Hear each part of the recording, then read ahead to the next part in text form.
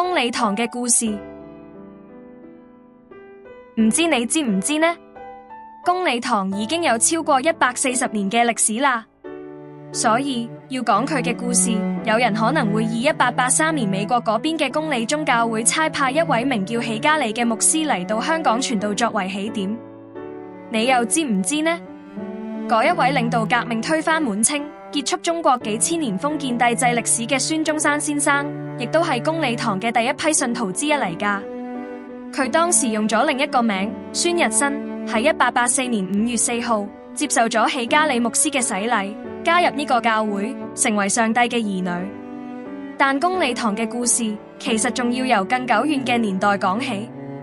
公理堂嘅公理兩字其實係嚟自公理宗呢個宗派嘅教會。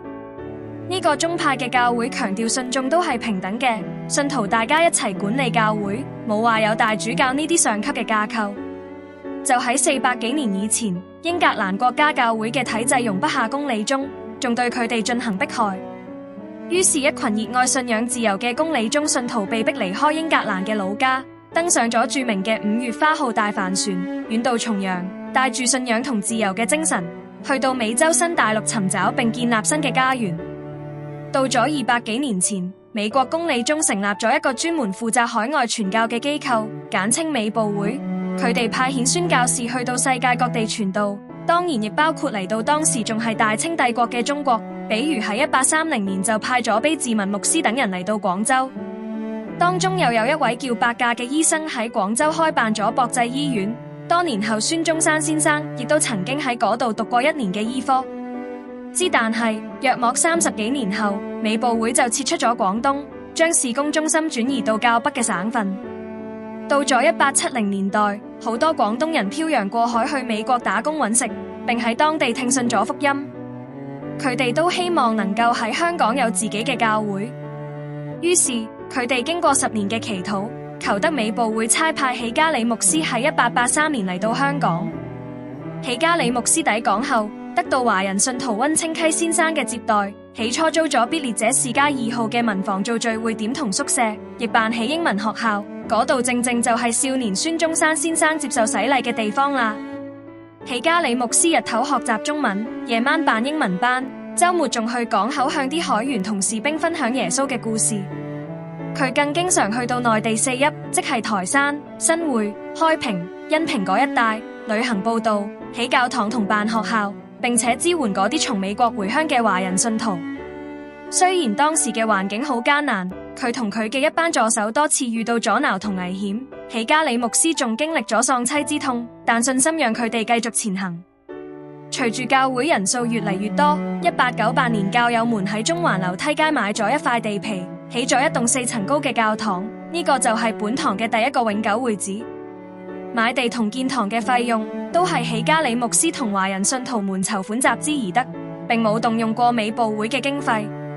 佢哋為教會起名叫做美華治理會。1903年，翁挺生受聘為本堂主任，跟住嗰年佢更被按立為廣東公理會頭2名本地牧師之一。翁挺生牧師原籍台山廟邊，年輕時就去咗美國揾食，從起初抗拒福音到後來信主受洗，有好大嘅更新同轉變。之後佢聽聞家鄉因為興建福音堂而起咗事端，毅然為道返國，回鄉調解。翁牧師任內不畏勞苦，卓越果敢，謙卑忍耐，領導教友們一齊努力發展會務，將中華本色教會嘅自立、自養、自傳之精神發揚光大。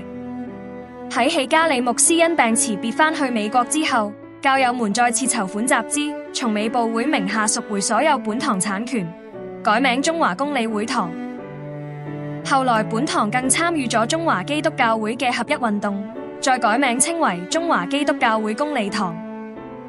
一路走來，雖然中間有啲矛盾同挑戰，諸如產權糾紛甚至教會分裂，但上主始終恩佑住公理堂，讓信徒們一直堅忍咁守護住自己嘅家，更幫助喺內地不同城鄉嘅教會茁壯成長。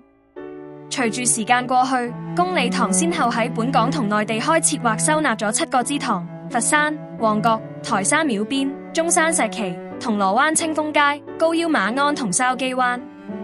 2戰之後，因為香港人口東移，仲喺香港銅鑼灣起咗新教堂禮頓道堂。繼續宣揚主道同牧養更多嘅信徒。又係1971年重建舊嘅樓梯街禮拜堂，成為今日嘅必列者士街堂。唔講可能你唔知道，喺香港淪陷初期，其他教堂都被禁止聚會，公理堂卻係唯一獲准繼續舉行教會活動嘅教堂。香港重光後，隨住數十年間社會發展同時代變遷，公理堂不單只有日常嘅宗教活動，亦都曾經興辦過小學、幼稚園，亦持續服務社區。到咗2012年，新嘅禮頓道堂經過3年嘅重建工程，終於落成啟用，讓本堂有更多嘅空間牧養信眾同服務社群。多年嚟，公理堂亦關切內地教會嘅需要，喺國家改革開放以後，恢復咗一度斷絕嘅交流同聯繫，例如協助廣州嘅基督教光孝堂復堂，以及中山石岐公理堂嘅建築物復修工程等。